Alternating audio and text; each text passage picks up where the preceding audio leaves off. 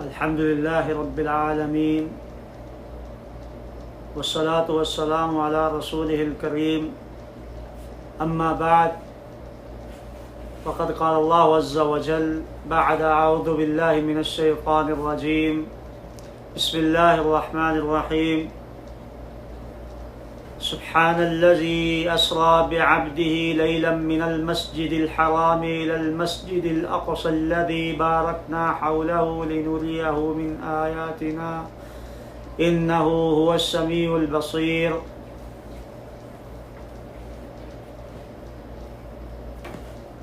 آج 15 رمضان 1441 بروز جمعہ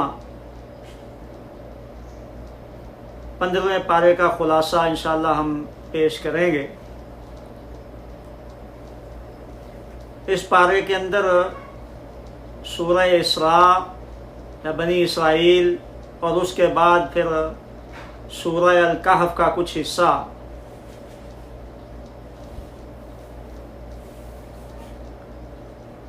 سورہ اسراء میں کی ابتدا میں اللہ سبحانہ و تعالی نے معراج کا ذکر کیا ہے۔ نبی اکرم صلی اللہ علیہ وآلہ وسلم ہجرت سے پہلے مکہ مکرمہ میں ام ہانی رضی اللہ تعالی عنہ کے گھر سوئے ہوئے تھے، تو وہاں سے آپ صلی اللہ علیہ وآلہ وسلم کو مسجد حرام لے کے جایا گیا، اور مسجد حرام سے پھر بیت المقدس تک سیر کرائی گئی۔ اس کا ذکر کرتے ہوئے اللہ سبحانہ و تعالیٰ بیان کرتے ہیں سبحان الذی اسریٰ بعبدہ، پاک ہے وہ ذات جس نے اپنے بندے کو رات کے کچھ حصے میں، اسرا رات کو چلنے کو کہتے ہیں، رات کے وقت، اور لیلن پھر اللہ تعالیٰ نے آگے جو ہے وہ بیان فرمایا، تو اس کا معنی یہ ہے کہ رات کو تھوڑے سے حصے میں اللہ سبحانہ و تعالیٰ نے اپنے بندے، یہاں پر نبی اکرم صلی اللہ علیہ وآلہ وسلم کی اضافت عبودیت جو ہے وہ اپنی طرف کی ہے کہ وہ میرا بندہ محمد علیہ السلام، ان کو میں نے مسجد حرام سے من المسجد الحرام الی المسجد الاقصی، تو مسجد اقصی کو مسجد اقصی کیوں کہا جاتا ہے؟ اس لیے کہ وہ دور ہے، اس کا نام بیت المقدس ہے، تو اس کو اقصی اس لیے کہا جاتا ہے کہ وہ مسجد بیت اللہ سے دور تھی، اس لیے مسجد اقصی تک۔ تو اللہ نے فرمایا کہ میں نے مسجد حرام سے مسجد اقصی تک اس کو سیر کروائی، تو یہ اسراء کہلاتی ہے۔ اس سفر میں نبی صلی اللہ علیہ وآلہ وسلم کو وہ سفر 2 حصوں میں کرایا گیا، ایک حصہ مسجد حرام سے لے کر مسجد اقصی تک ہے، بیت المقدس تک، اور پھر دوسرا حصہ جو ہے وہ بیت المقدس سے سدرۃ المنتہا تک ہے۔ یہاں اسراء کا ذکر ہے، یعنی بیت المقدس تک کا ذکر جو ہے وہ اس کے اندر پایا جاتا ہے، اسی لیے اسراء اور معراج کہا جاتا ہے اس سفر کو۔ تو یہ اسراء ہے، اور سورہ النجم میں اس کا جو ہے وہ ذکر کیا گیا ہے، باقی جو معراج کا ذکر ہے وہ اس کے اندر بیان ہوا ہے، اور کچھ جو ہے وہ نبی صلی اللہ علیہ وآلہ وسلم نے اس کی تفاصیل احادیث کے اندر بیان فرمائی ہیں۔ مکہ سے بیت المقدس کا سفر جو ہے وہ 50 راتوں کا ہے، 40 راتوں کا ہے، 1 مہینہ اور 10 دن، 1 مہینہ اور 10 دن کا سفر ہے، جو اللہ سبحانہ و تعالی نے اپنی رحمت سے رات کے ایک حصے میں، یعنی تھوڑا سا حصہ، وہ کتنا تھا اس کا نہیں بتایا گیا کہ وہ اتنا ہے، یہ ہے کہ ایک حصہ ہے۔ نبی علیہ الصلوۃ والسلام ام ہانی رضی اللہ تعالیٰ عنہ کے گھر سے جو ہے وہ نکلتے ہیں، آپ کو فرشتے لے کے جاتے ہیں بیت اللہ میں، بیت اللہ سے پھر آپ کو براق پر سواری کرائی جاتی ہے۔ براق کے بارے میں احادیث کے اندر یہ بات موجود ہے کہ وہ تا حد نگاہ اس کی جو ہے وہ ایک قدم پڑتا تھا، اتنی وہ تیز رفتار سواری تھی۔ تو آپ صلی اللہ علیہ وآلہ وسلم کو یہ اسراء کرایا گیا، اور ہمارا یہ عقیدہ ہے نبی صلی اللہ علیہ وآلہ وسلم کو اسراء اور معراج جو ہے وہ جسمانی ہوا ہے، خواب میں نہیں۔ اگر کوئی شخص یہ کہتا ہے کہ آپ علیہ الصلوۃ والسلام کو خواب میں یہ ہوا ہے تو یہ بات بے بنیاد ہے، کتاب اللہ اور سنت رسول صلی اللہ علیہ وآلہ وسلم کے خلاف ہے، صحابہ اکرام کے عقیدے کے خلاف ہے۔ تو نبی اکرم صلی اللہ علیہ وآلہ وسلم کو اس جسم کے ساتھ جو آپ کو دیا گیا تھا، اور آپ بحالت بیداری میں جو ہے وہ بیت المقدس تک پہنچتے ہیں، اور بیت المقدس میں جا کر پھر آپ کو یہ معجزہ دیا گیا کہ بیت المقدس میں اللہ سبحانہ و تعالیٰ نے سارے انبیاء کو وہاں اکٹھا کیا۔ حدیث کے اندر آتا ہے کہ وہاں پر مجھے جبریل نے جو ہے وہ 2 پیالے پیش کیے، ایک کے اندر شراب تھی اور ایک کے اندر دودھ تھا، دونوں میں سے جو چاہو اختیار کر لو، تو میں نے دودھ والا پیالہ جو ہے وہ اختیار کیا۔ تو آپ صلی اللہ علیہ وآلہ وسلم کو فرمایا گیا، کہا گیا کہ آپ نے فطرت پہ عمل کیا، یعنی فطرت جو ہے وہ اسلام ہے، اور شراب جو ہے اسلام کے اندر حرام ہے، شراب اختیار نہیں کیا آپ علیہ الصلوۃ والسلام نے۔ پھر وہاں پر سارے انبیاء موجود تھے۔ اب اللہ سبحانہ و تعالی ان اللہ علی کل شیء قدیر یفعل ما یرید، ہر چیز پر قادر ہے، جو چاہے وہ کرتا ہے۔ وہاں پر سب انبیاء کو اکٹھا کیا، اور ہمارے نبی محمد علیہ الصلوۃ والسلام کو یہ شرف بخشا کہ آپ علیہ الصلوۃ والسلام نے وہاں پر نماز پڑھائی، اور آپ کو امام الانبیاء کا مقام اور مرتبہ عطا فرمایا گیا۔ یہ ہمارا عقیدہ ہے کہ نبی صلی اللہ علیہ وآلہ وسلم سارے انبیاء کے امام ہیں، سب سے اعلیٰ ہیں، سب سے افضل ہیں۔ جو مقام آپ کو اس دنیا میں دیا گیا ہے وہ کسی اور نبی کو نہیں دیا گیا، اور کل قیامت والے دن بھی جو مقام اللہ سبحانہ و تعالی نبی محمد علیہ الصلوۃ والسلام کو عطا فرمائیں گے وہ کسی اور نبی کو نہیں ملے گا۔ آپ علیہ الصلوۃ والسلام پھر وہاں سے جو ہے وہ 7 آسمانوں کی سیر کرتے ہیں۔ پہلے آسمان کا دروازہ کھٹکھٹایا جاتا ہے، تو دربان پوچھتا ہے بھئی کون؟ کہا گیا جبریل۔ آپ کے ساتھ کون ہے؟ جی محمد۔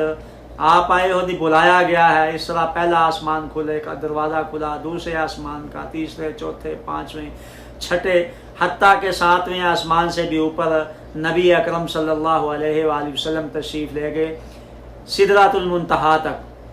اب سدرۃ المنتہا تک قرآن بھی بیان کرتا ہے، حدیث میں بھی نبی صلی اللہ علیہ وآلہ وسلم نے بیان فرمایا ہے۔ اس سے آگے نہ نبی صلی اللہ علیہ وآلہ وسلم نے بتلایا ہے کہ میں آگے گیا، اور نہ ہی اللہ تعالیٰ نے جو ہے وہ بتلایا ہے کہ نبی جو ہے اس سے آگے گئے۔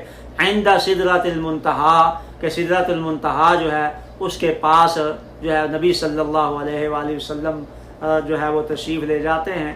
وہیں پر پھر اللہ سبحانہ و تعالیٰ آپ کو نماز کا تحفہ دیتا ہے کہ 50 نمازیں آپ کے اوپر فرض کی گئی ہیں۔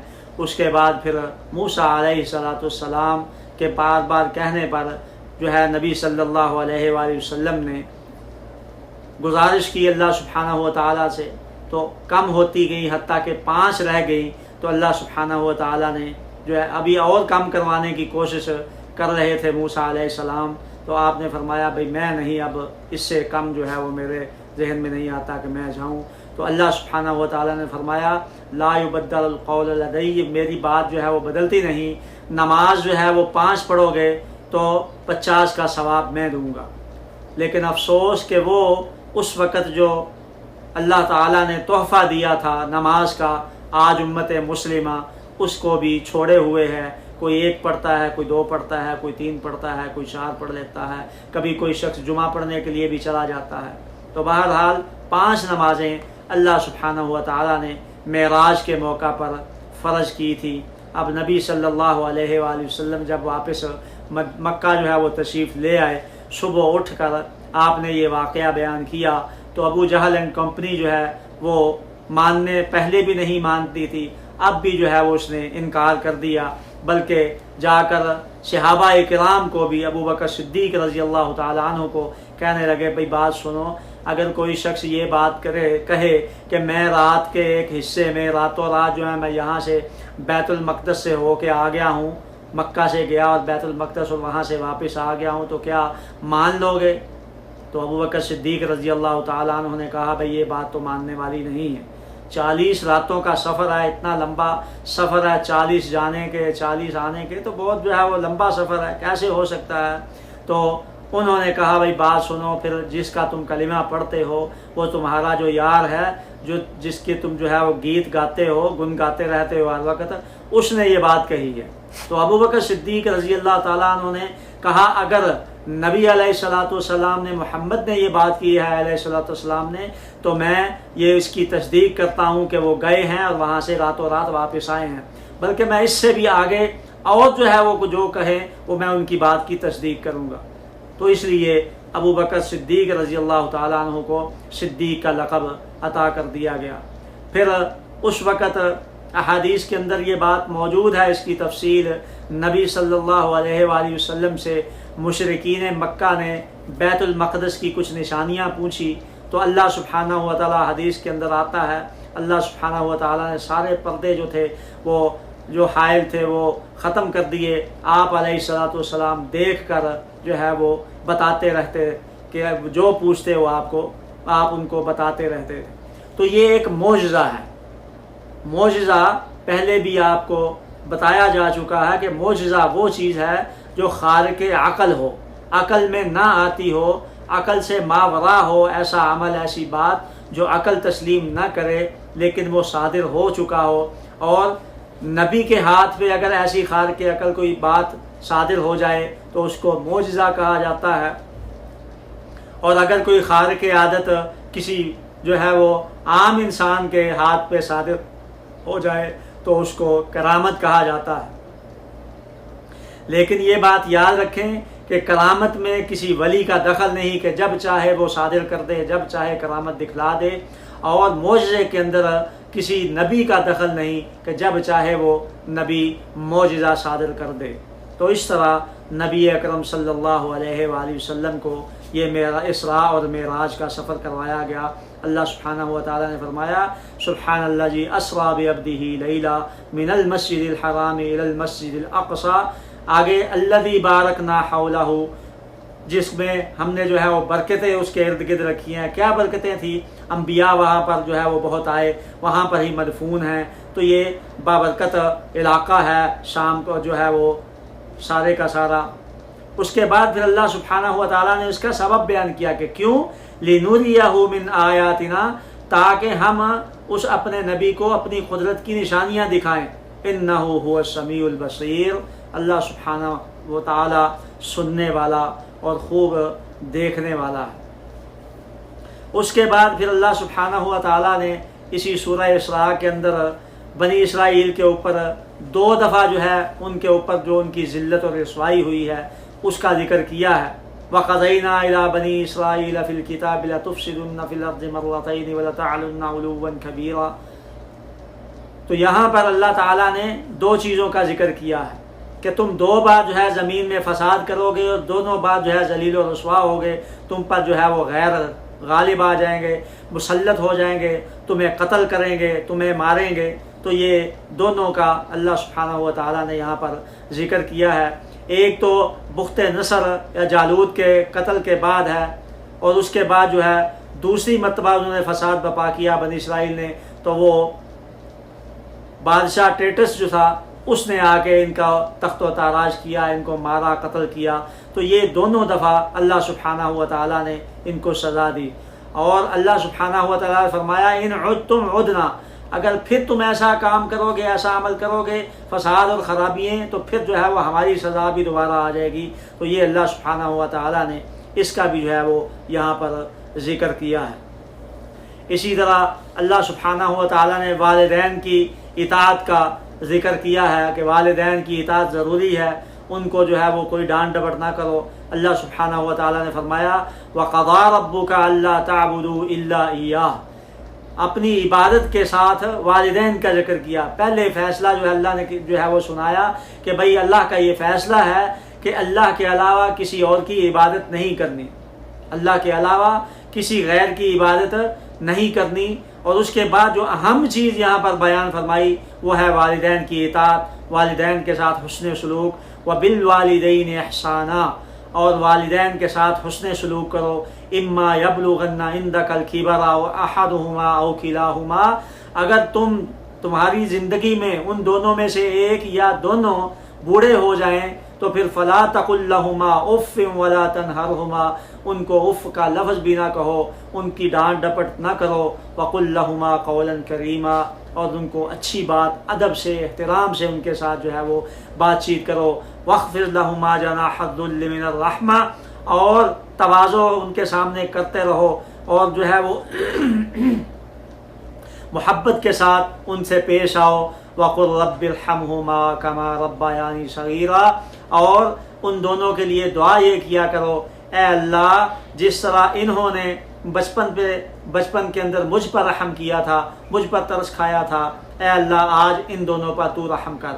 تو اللہ سبحانہ و تعالیٰ نے اس آیت کے ان دو آیتوں کے اندر اپنے بندوں والدین کا، اپنے بندوں کو یہ حکم دیا ہے کہ والدین کا ادب کرو، احترام کرو، ان کو کوئی اف کا لفظ تک نہیں کہنا۔ اف جو ہے وہ یہ بہت دور کی بات ہے۔ آج امت مسلمہ کے اندر والدین کی اطاعت نہیں ہے، والدین کی بات نہیں مانتے، والدین کو جو ہے، بلکہ آج تو مسلمانوں کے جو ہے وہ ملکوں کے اندر بھی اولڈ ہاؤسز کھل چکے ہیں۔ یہ یورپ سے درآمد شدہ ہے، یورپ کے اندر تو یہ تھا ہی تھا، ان کو والدین کی قدر نہیں تھی۔ تو آج مسلمان ممالک کے اندر بھی جو ہے اس چیز کی ضرورت محسوس ہو رہی ہے۔ کیوں؟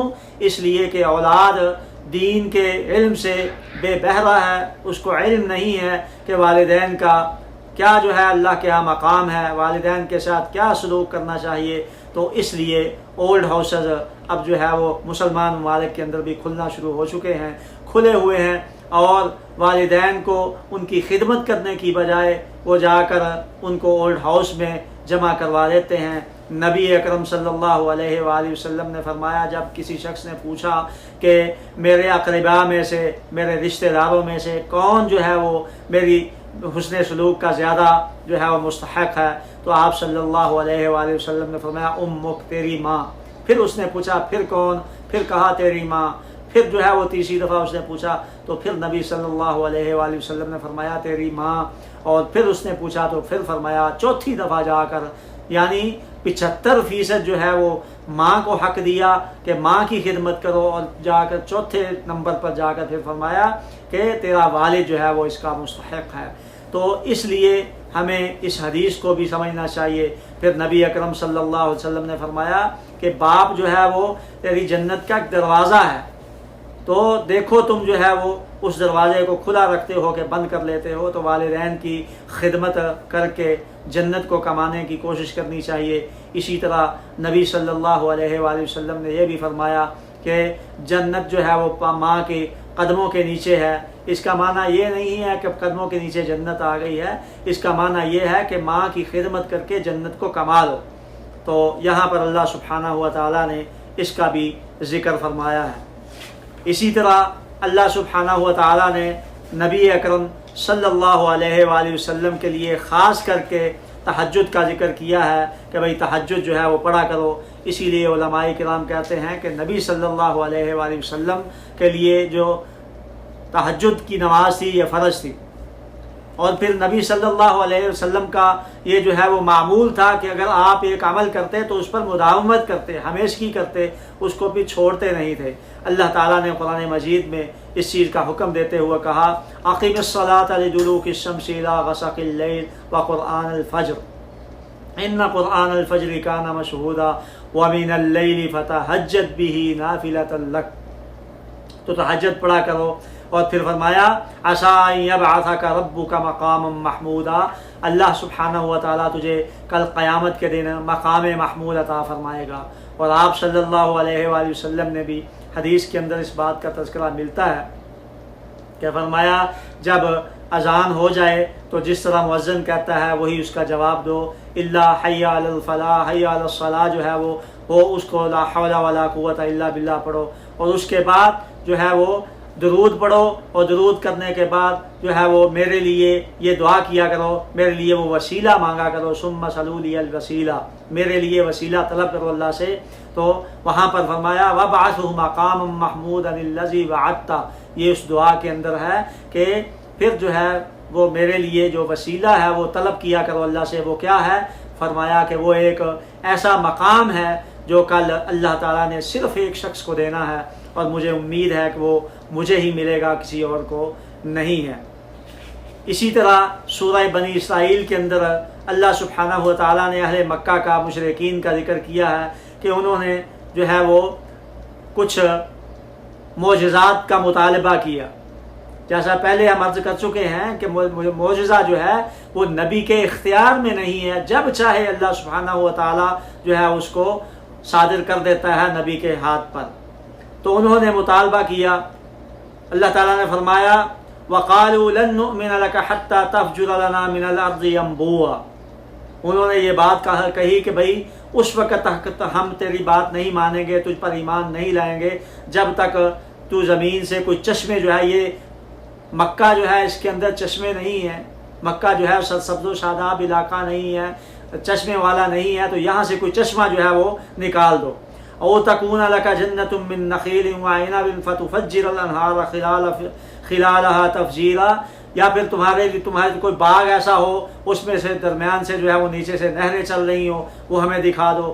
او تسقط السماء کما زعمت علینا کسفا، یا پھر ہم سے کوئی آسمان سے ٹکڑا، جیسے تو کہتا ہے کہ آسمان سے عذاب آئے گا، بعد آ جاؤ تم مومن بن جاؤ، تو اب عذاب جو ہے وہ آسمان سے گرا کے دکھاؤ کچھ۔ او تأتی باللہ والملائکۃ قبیلا، یا پھر ہمارے سامنے اللہ اور فرشتوں کو لے آؤ۔ او یکون لک بیت من زخرف او ترقی فی السماء، یا پھر جو ہے وہ سونے کا تیرا گھر بن جائے، یا جو ہے تو آسمان پر چلا جائے۔ اور پھر فرمایا، پھر جو ہے اللہ تعالیٰ فرماتے ہیں انہوں نے یہ بات بھی کہی وَلَن نُؤْمِنَ لِرُقِيِّكَ حَتَّى تُنَزِّلَ عَلَيْنَا كِتَابًا نَقْرَؤُهُ، ہم تیرے اوپر جانے پہ ہی نہیں بس کریں گے کہ مان لیں گے بھائی ٹھیک ہے اوپر چلا گیا تو، اور جو وہاں سے کوئی کتاب ایسی لے کے آ، خط لے کے آ جس کو ہم پھر خود اپنے ہاتھ جو ہے وہ پڑھے کم۔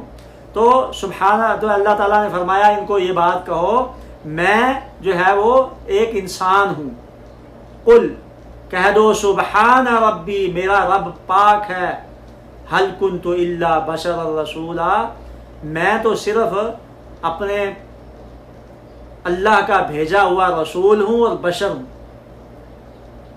تو اس آیت سے یہ پتہ چلتا ہے کہ نبی صلی اللہ علیہ وآلہ وسلم نے اہل مکہ کو، مشرکین مکہ کو یہ باور کرایا کہ بھائی جیسے تم بشر ہو میں بھی بشر ہوں اور لیکن رسول ہوں۔ وَمَا مَنَعَ النَّاسَ يُؤْمِنُوا إِذْ جَاءَهُمُ الْهُدَىٰ إِلَّا أَن قَالُوا أَبَعَثَ اللَّهُ بَشَرًا رَّسُولًا، تو انہوں نے یہ بات کہی، اللہ تعالیٰ فرماتے ہیں کہ ان لوگوں نے ایمان اس لیے جو ہے وہ قبول نہیں کیا، نبی علیہ السلام کی بات اس لیے نہیں مانی کہ وہ کہتے تھے کہ بھائی یہ تو بشر ہے، تو بشر ہونے کا جو ہے وہ انہوں نے علت پیش کی کہ بشر رسول نہیں بن سکتا۔ لیکن آج جو ہے وہ مسلمانوں میں ایک ایسا گروہ پیدا ہو چکا ہے جو نبی صلی اللہ علیہ وآلہ وسلم کو بشر ماننے پہ تیار نہیں۔ ان کا اعتراض یہ تھا یہ کہ بشر ہے، کوئی فرشتہ ہو، تو یہ جو ہے وہ کہتے ہیں نہیں یہ بشر نہیں ہے، یہ نور ہے۔ تو اللہ سبحانہ و تعالیٰ نے آگے فرمایا قُلْ لَوْ كَانَ فِي الْأَرْضِ مَلَائِكَةٌ يَمْشُونَ مُطْمَئِنِّينَ لَنَزَّلْنَا عَلَيْهِمْ مِنَ السَّمَاءِ مَلَكًا رَّسُولًا، اگر ان کو یہ کہہ دو کہ اگر زمین میں یہ نوری مخلوق ہوتی، فرشتے ہوتے، تو پھر ہم جو ہے وہ چلتے پھرتے، وہ یہاں پر گزر بسر کر رہے ہوتے، ان کی رہائش ہوتی۔ لَنَزَّلْنَا عَلَيْهِم مِّنَ السَّمَاءِ مَلَكًا رَّسُولًا، تو ہم پھر ان کے لیے نوری رسول بنا کے بھیجتے، بشر نہ بناتے۔ ہم زمین پر بشر رہ رہے تھے تو اس لیے ہم نے بشر کو رسول جو ہے وہ بنا کے بھیجا۔ اگر فرشتے یہاں پر ہوتے، نوری مخلوق ہوتی، تو ہم بھی جو ہے ان کو جو ہے رسول نوری مخلوق میں سے بھیجتے، فرشتہ کوئی رسول بنا کر بھیج دیتے۔ تو یہ ان لوگوں کا رد ہے جو یہ کہتے ہیں کہ نبی صلی اللہ علیہ وآلہ وسلم بشر نہیں ہیں۔ اس کے بعد اللہ سبحانہ و تعالیٰ نے سورہ الکہف جو ہے وہ نازل فرمائی ہے، اور یہ بھی مکی ہے، مکہ میں نازل ہوئی ہے۔ اس میں اصحاب کہف کا ذکر ہے، اصحاب کہف کا قصہ بیان کیا گیا ہے اس صورت کے اندر۔ اس صورت کے اندر ذوالقرنین کا قصہ ہے، موسیٰ اور خضر علیہ السلام کا قصہ ہے، اور جو ہے وہ یہ قصے بیان کیے گئے ہیں۔ تو اصحاب کہف کا واقعہ جو ہے اس کا بیان کیا۔ لوگ جو ہے اس کی تعداد کے متعلق کوئی کچھ کہتا، کوئی کچھ کہتا، کوئی کچھ کہتا ہے، تو اللہ سبحانہ و تعالیٰ نے تعداد نہیں بتائی کہ تعداد کتنی ہے۔ یہ کون لوگ تھے اصحاب کہف؟ چند نوجوان تھے جو اس وقت موحدین میں شمار ہوتے تھے۔ وہاں اس وقت کا جو بادشاہ تھا اس نے بتوں کی عبادت کرنے کی دعوت دی۔ یہ لوگ نہیں مانے، انہوں نے انکار کر دیا، اور پھر ایک جگہ پر اکٹھے ہو کر انہوں نے کہا کہ بھائی یہاں پر ہمیں اللہ کی عبادت کرنے نہیں دی جاتی، تو اس لیے ہم پہاڑوں میں چلے جاتے ہیں، کہیں جا کر چھپ جاتے ہیں، وہاں پر جا کر اللہ کی جو ہے وہ عبادت کریں۔ تو اللہ سبحانہ و تعالیٰ نے ان چند نوجوانوں کا ذکر کرتے ہوئے فرمایا، ام حسبت ان اصحاب الکہف والرقیم کانوا من آیاتنا عجبا۔ جو ہے یہ بہت ہی عجیب واقعہ ہے، یہ ہماری بڑی عجیب نشانی ہے۔ اذ اول فتیۃ الی الکہف فقالوا ربنا آتنا من لدنک رحمۃ وہیئ لنا من امرنا رشدا۔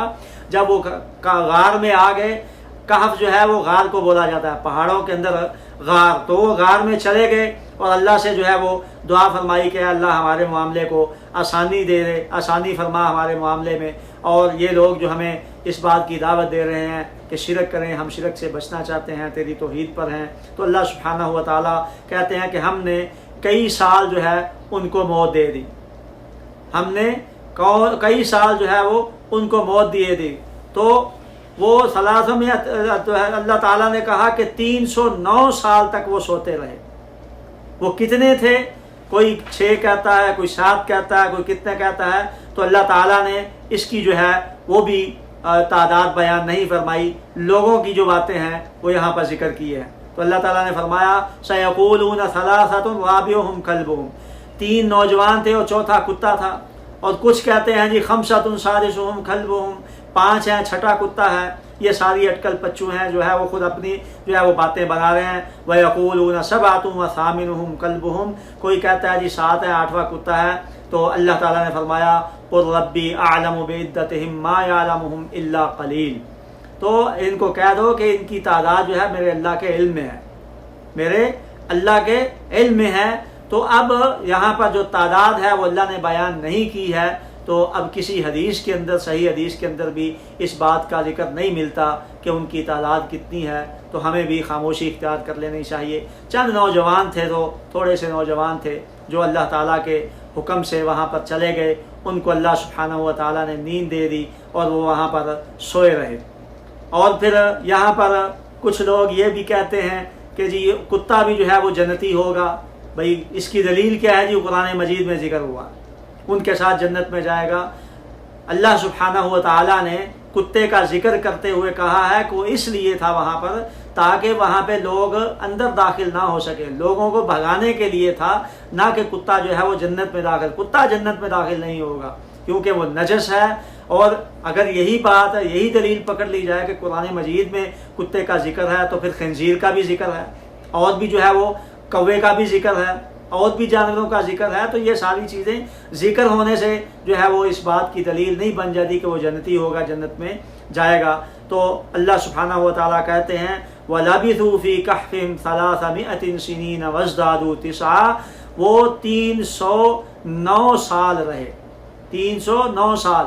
اب کئی لوگ جو ہے وہ کہتے ہیں جی 300 سال تھے، 9 سال جو ہے وہ اس لیے ہیں کہ اگر قمری سال بنائے جائیں تو 309 سال بنتے ہیں، اور شمسی سال بنائے جائے تو 300 سال بنتے ہیں، تو 309 سال ہیں۔ اللہ تعالیٰ نے کہہ دیا ہے وزدادوا تسعا، تو 309 سال بنتے ہیں۔ 309 سال تک وہ اس کہف میں رہے، اس غار کے اندر رہے۔ اللہ کی قدرت دیکھیے کہ ان کو کوئی جو ہے وہ کچھ نہیں ہوا۔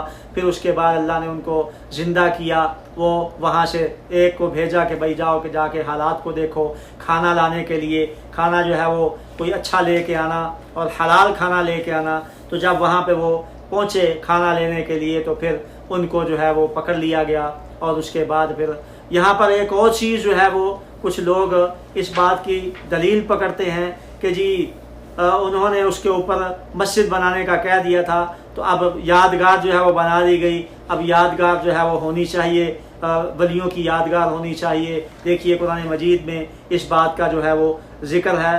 تو ہماری شریعت میں، شریعت اسلامیہ میں نبی صلی اللہ علیہ وآلہ وسلم نے تو اس بات سے منع کر دیا ہے کہ کسی مسجد کے اندر قبر بنائی جائے یا پھر کسی قبر کے اوپر مسجد بنائی جائے۔ نبی صلی اللہ علیہ وسلم نے فرمایا لعن اللہ الیہود والنصارى، اللہ یہودیوں اور نصرانیوں پر لعنت فرمائے، اتخذوا قبور انبیاءہم مساجدا، انہوں نے اپنے انبیاء کی قبروں پر مسجدیں بنا دی۔ اور اسی طرح نبی اکرم صلی اللہ علیہ وسلم نے دوسری حدیث میں منع فرمایا ہے کہ یبنى علیہا، رسول اللہ صلی اللہ علیہ وآلہ وسلم، نبی صلی اللہ علیہ وآلہ وسلم نے منع فرمایا اسی سے کہ یبنى علی القبر، قبر کے اوپر کوئی عمارت قائم کی جائے، قبر کے اوپر کوئی گنبد بنایا جائے، تو یہ نبی علیہ الصلوۃ والسلام نے منع فرما دیا۔ تو اس طرح یہ بات صحیح نہیں ہے کہ وہاں پر اس کو مسجد بنا کے، یادگار بنا کے وہاں پر جا کر پھر بدعات کا دورہ چلایا جائے، یہ بات بھی ٹھیک نہیں ہے۔ اسی طرح نبی صلی اللہ علیہ وآلہ وسلم کو مفسرین بیان کرتے ہیں کہ آپ صلی اللہ علیہ وآلہ وسلم سے یہودیوں نے تین سوال کیے۔ ایک تو یہ تھا کہ اصحاب کہف کے متعلق بتلاؤ کتنے ہیں، اور دوسرا سوال یہ تھا کہ روح کیا چیز ہے، اور تیسرا سوال یہ تھا کہ ذوالقرنین کے بارے اور جو ہے وہ کون سا ایسا شخص ہے جو پوری دنیا میں وہ گھوما ہے اور گیا ہے، تو اس کے متعلق بتایا جائے۔ تو اللہ سبحانہ و تعالیٰ نے پھر جو ہے وہ آپ صلی اللہ علیہ وسلم نے فرمایا کہ کل بتاؤں گا، لیکن انشاءاللہ نہیں کہا۔ انشاءاللہ آپ علیہ الصلوۃ والسلام بھول گئے، تو اللہ سبحانہ و تعالیٰ نے جو ہے وہ یہ آیت نازل فرمائی، وَلَا تَقُل لِشَيْءٍ وَلَا تَقُولَنَّ لِشَيْءٍ إِنِّي فَاعِلٌ ذَلِكَ غَدًا، یہ بات نہ کہو کہ میں یہ کام کل کروں گا، إِلَّا إِن يَشَاءَ اللَّهُ، اللہ ہے کہ اللہ تعالیٰ چاہے، وَاذْكُر رَبَّكَ إِذَا نَسِيتَ، اور اگر بھول جائے انشاءاللہ کہنا تو پھر جب یاد آئے اسی وقت انشاءاللہ پڑھ لیا کرو۔ تو کہتے ہیں کہ پھر 15 دن تک وحی جو ہے رکی رہی، اس کے بعد پھر یہ وحی نازل ہوئی۔ تو اس آیت سے ہمیں، اس واقعہ سے ہمیں یہ بات پتہ چلتا ہے کہ اللہ سبحانہ و تعالیٰ نے نبی صلی اللہ علیہ وآلہ وسلم نے ہمیں کوئی کام بھی کرنے کے ساتھ انشاءاللہ کہنے کا جو ہے وہ حکم دیا ہے۔ اگر اللہ نے چاہا تو میں یہ کام کروں گا، وگرنہ جو ہے وہ انشاءاللہ کہنے کی بجائے جو ہے نہ کہے تو پھر اس کو جو ہے وہ یہ کام صحیح نہیں ہے اور اس کے اوپر اس کو پکڑ ہو سکتی ہے۔